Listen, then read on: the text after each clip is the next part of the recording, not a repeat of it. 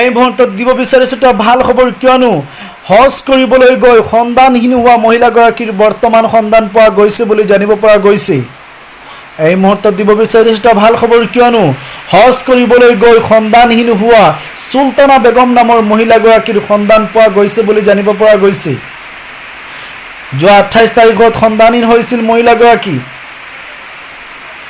যোৱা 28 তাৰিখ সন্তানহীন হৈছিল মহিলাগৰাকী আৰু বৰ্তমান মহিলাগৰাকীৰ সন্তান পোৱা গৈছে বুলি জানিব পৰা গৈছে।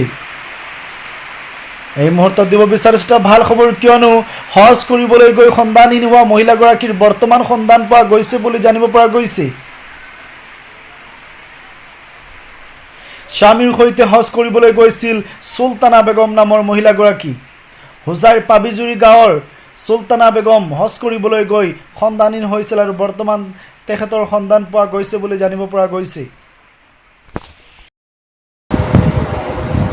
আপোনালোকক জনাবলৈ পাই অতিকৈ আনন্দিত যে যোৱা 28 তাৰিখে আমাৰ হোজাই জিলাৰ পাবিজুৰি গাঁৱৰ এগৰাকী মহিলা, নাম চুলতানা বেগম, স্বামীৰ নাম আব্দুল লতিফ, তেখেত নিৰুদ্দেশ হোৱাৰ খবৰ বিয়পি পৰিছিল।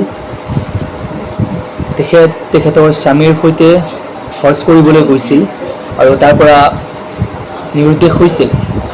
ছৌদি আৰবৰ পুৱা মক্কাৰ পৰা নিৰ্দেশ হৈছিল যোৱা 28 তাৰিখে। আৰু আপোনালোকক জনাব বিচাৰিছোঁ যে আজি ৰাতি অনুমান প্ৰায় 1টা বজাত তেখেতৰ সন্ধান পোৱা গৈছে। ছৌদি আৰব প্ৰশাসনে তেখেতৰ পৰিয়ালৰ হাতত দিছে। মই ভাৰত চৰকাৰৰ লগতে ছৌদি আৰব চৰকাৰক মই ধন্যবাদ জ্ঞাপন কৰিছোঁ। লগতে অসমৰ সংবাদ মাধ্যম, ছৌদি আৰবৰ সংবাদ মাধ্যমকো মই ধন্যবাদ জ্ঞাপন কৰিছোঁ। তেখেতে নিৰুদ্দেশ হোৱাৰ বাতৰি সম্প্ৰচাৰ কৰিছিল, তেখেতক মই বহুতো ধন্যবাদ জ্ঞাপন কৰিছোঁ। আৰু লগতে অল ইণ্ডিয়া হজ কমিটিকো মই ধন্যবাদ জ্ঞাপন কৰিছোঁ। তেখেতেও এই নিৰুদ্দেশৰ পাছত যথেষ্ট সহায় সহযোগিতা আগবঢ়াইছে। মই তেখেতক সকলোকে ধন্যবাদ জ্ঞাপন কৰিছোঁ। আপোনালোকক জনাবলৈ পাই অতিকৈ আনন্দিত যে যোৱা 28 তাৰিখে আমাৰ হোজাই জিলাৰ পাবিজুৰি গাঁৱৰ এগৰাকী মহিলা, নাম চুলতানা বেগম, স্বামীৰ নাম আব্দুল লতিফ, তেখেত নিৰুদ্দেশ হোৱাৰ খবৰ বিয়পি পৰিছিল।